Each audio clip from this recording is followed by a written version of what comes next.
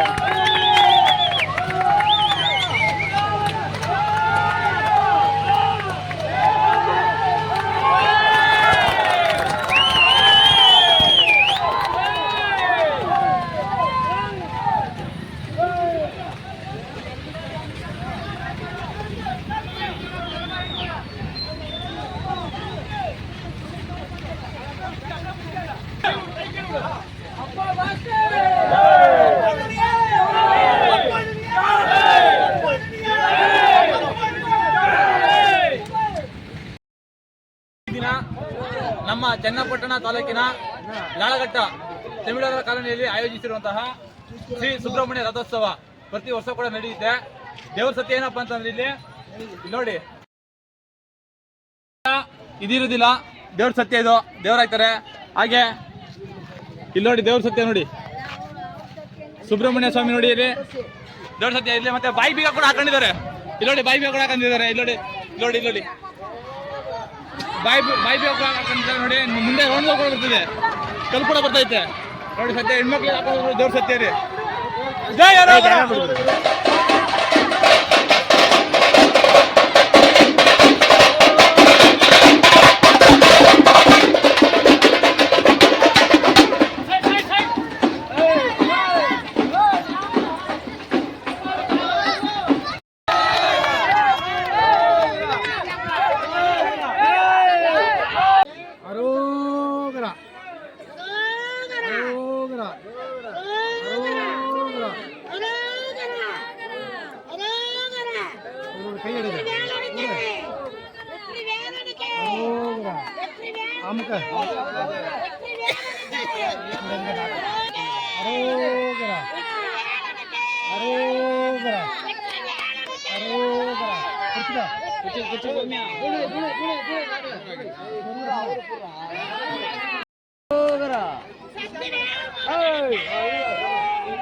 ಈ ಸುಬ್ರಹ್ಮಣ್ಯ ರಥೋತ್ಸವದಲ್ಲಿ ಕೇವಲ ಗಂಡಸು ಮಾತ್ರ ಬಾಯಿ ಬೀಗ ಕೊಟ್ಟಿಲ್ಲ, ಹೆಣ್ಮಕ್ಳು ಕೂಡ ಹಾಕೊಂಡಿದ್ದಾರೆ. ಹೆಣ್ಮಕ್ಳು ಅವ್ರ ಫೀಲ್ ಆಗಿದೆ ಅಂತ ಕೇಳೋಣ. ಅಕ್ಕ, ನೀವು ಫಸ್ಟ್ ಟೈಮ್ ಹಾಕೊಂಡಿರೋದಾ? 2ನೇ ವರ್ಷ ಹಾಕೊಂಡಿದ್ದೀರಾ? ನೀವು ಯಾಕೆ ಹಾಕೊಂಡಿದ್ದೀರಾ? ನೀವು ಮಾಡಿದಂತ ಅರ್ಕೆ ಇದೆಯಾ? ಈಗ ನೀವು ಬಾಯಿ ಬೀಗ ಹಾಕಬೇಕಾದ್ರೆ ನಿಮ್ಗೆ ನೊಂದಿರುವಾಗ ನೋವಾಗಿಲ್ಲ, ಯಾವುದೇ ರೀತಿ ತೆಗಿಬೇಕಾದ್ರೂ ಕೂಡ ನೋವಾಗಿಲ್ಲ. ನಿಮ್ ಫೀಲ್ ಏನ್ ಅನಿಸುತ್ತೆ? ಈಗ ಬಾಯಿ ಬೀಗ ಹಾಕೊಂಡಿದ್ದೀರಲ್ವಾ, ತೆಗಿಕೊಂಡಿದ್ದೀರಾ, ಈಗ ನಿಮ್ ಫೀಲ್ ಯಾವ ರೀತಿ ಇದೆ?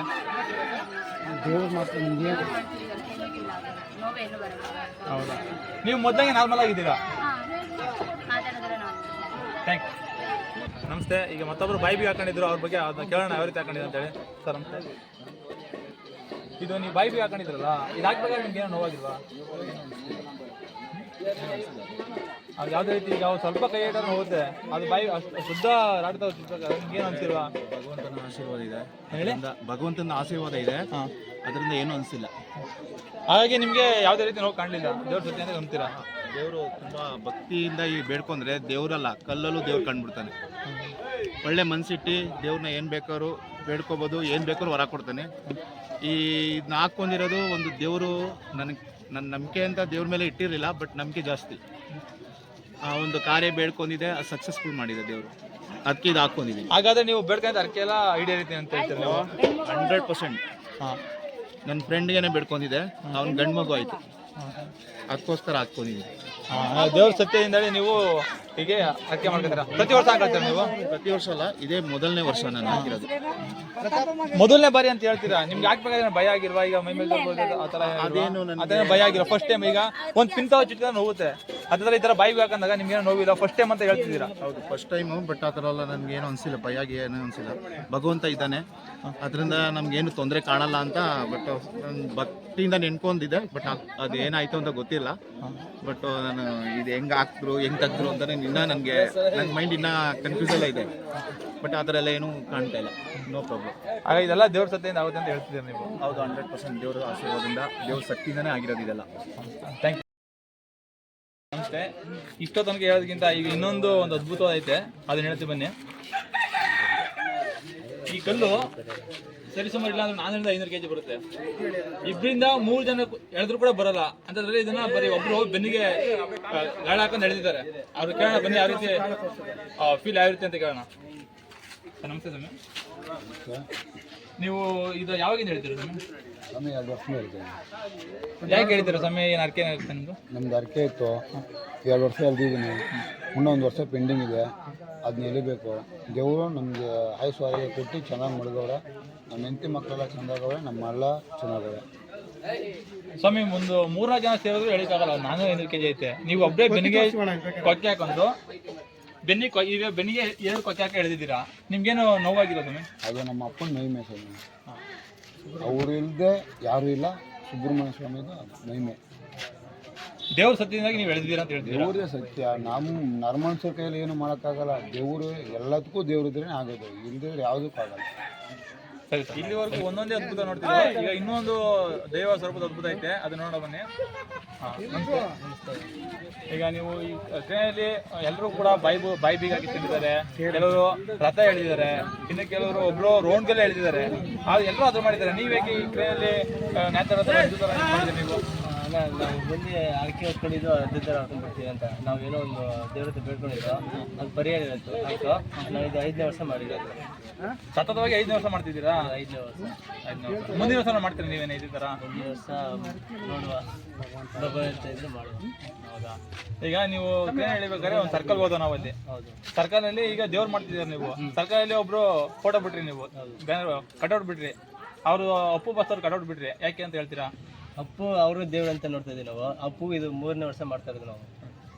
ಅಪ್ಪು ಅವ್ರ ನೀವು ದೈವ ಸ್ವರೂಪ ಅಂತ ಹೇಳ್ತಿದ್ದೀರಾ, ದೇವಮಾನವ ಅಂತ ನೀವು ಹೇಳ್ತೀರಾ ಅಪ್ಪು ಅವ್ರನ್ನ. ದೇವ್ರ ಥರ ಅವ್ರು ನೋಡ್ತಿದ್ದೀವಿ ನಾವು. ಹೌದಾ? ಕೊನೆಯದಾಗಿ ಈ ಹಬ್ಬದ ಬಗ್ಗೆ ನೀವೇನು ಹೇಳಿ ಇಷ್ಟಪಡ್ತೀರಾ? ಈ ಹಬ್ಬ ನಾವು ಇವಾಗ ಈ ವರ್ಷ ಬೇಡ ಅನಿಸುತ್ತೆ ಮನಸ್ಸಿಗೆ, ಅದೇ ಬರೋ ವರ್ಷ ಅದೇ ಮಾಡಬೇಕು ಅಂತ ಬರುತ್ತೆ ಮನಸ್ಸಿಗೆ. ಅದು ಬಿಡುಕಂತ ಆಗುತ್ತೆ, ಒಂಥರ ನೆಮ್ಮದಿ ಮನಸ್ಸಿಗೆ.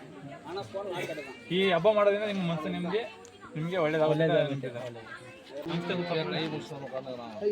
ಈ ಹಬ್ಬ ಮಾಡ್ತೀರಲ್ಲ ನೀವು, ಇದರಿಂದ ನಿಮಗೆ ಯಾವ ರೀತಿ ದೇವರು ನಿಮಗೆ ಒಲಿಸಿದ್ದಾನೆ ಅಂತ ಹೇಳ್ತೀರಾ ಸ್ವಲ್ಪ? ನಾವು ಈ ಹಬ್ಬ ಒಂದು 20 ವರ್ಷದಿಂದ ಮಾಡ್ತಾ ಇದ್ದೀವಿ. ಇಲ್ಲಿ ಇದು ತಲಾಂತರ ಬಂದಿರೋದು ನಮಗೆ. ಇವಾಗ ಏನು ಹೊಸದಾಗಿ ನಾವು ಮಾಡ್ತಾ ಇಲ್ಲ. ದೇವರಂದರೆ ದೇವರು ಸಹ ಬೆಳಗ್ಗೆ ಸಂಜೆವರು ಕುಣಿಯಲ್ಲ, ಒಂದು ಗಾಳಿ ಥರ ಬಂದು ಕಳೆಯುತ್ತೆ. ಅವ್ರು ಚುಚ್ಚುವಾಗ ನಮ್ಗೇನು ನೋಯಲ್ಲ, ಮತ್ತು ಕಳೆಯುವಾಗ ಏನು ನೋಯಲ್ಲ. ಆದ್ದರಿಂದ ಆ ಭಕ್ತಿಯಿಂದ ಅವರು ಶ್ರದ್ಧೆಯಿಂದ ಮಾಡ್ತಾ ಇದ್ದೀವಿ. ಅವ್ರೇನು ಆರ್ಕೆ ಮಾಡ್ಕೋತಾ ಈಡೇರುತ್ತೆ, ಅವ್ರು ಅದನ್ನು ಬಂದು ನೆರವೇರಿಸ್ತಾರೆ. ಈಗ ಈ ದೇವ್ರ ಬಗ್ಗೆ ಕೆಲವರು ಸುಳ್ಳು ಅಂತ ಹೇಳ್ತಾರಲ್ಲ, ನೀವು ಈ ದೇವ್ರ ಬಗ್ಗೆ ಯಾವ ದೇವ್ರು ಮಾಡ್ತಿದ್ರ ನೀವು? ಅದ್ರ ಬಗ್ಗೆ ಹೇಳಿ. ಇದು ಸುಬ್ರಹ್ಮಣ್ಯ ಸ್ವಾಮಿ ಅಂತ, ಇದು ತಮಿಳ್ನಾಡಲ್ಲಿ ಜಾಸ್ತಿ ಮಾಡ್ತಾರೆ. ನಾವು ಇಲ್ಲಿ ಕರ್ನಾಟಕ ಇರೋದ್ರಿಂದ ಇಲ್ಲಿ ಅವ್ರನ್ನ ಕೊಂಡಾಡ್ತಾ ಇದ್ದೀವಿ. ಕರ್ನಾಟಕದಲ್ಲಿ ನಾವು ಇದನ್ನು 20 ವರ್ಷದಿಂದ ಮಾಡ್ತಾ ಇದ್ದೀವಿ. ಹಾಗಾದ್ರೆ ನೀವು ಪ್ರತಿ ವರ್ಷ 5 ತಿಂಗಳು ಮಾಡ್ತೀರಿ ಹಬ್ಬನ? ಹೌದು, ಪ್ರತಿ ವರ್ಷ 20. ಇದರಿಂದ ಇನ್ನು ದೊಡ್ಡಮಳ್ಳೂರಲ್ಲಿ ನಮ್ಮ ಸ್ವಾಮಿಗಳು ಅವರು ಅಲ್ಲೂ ಮಾಡ್ತಾರೆ, ಇದೇ ಥರ ಮಾಡ್ತಾ ಇದ್ದಾರೆ ದೊಡ್ಡಮಳ್ಳೂರಲ್ಲಿ. ಅದು 30-40 ವರ್ಷದಿಂದ ಅಂತ ಕಾಲದಿಂದ ಮಾಡ್ತಾ ಇದ್ದಾರೆ.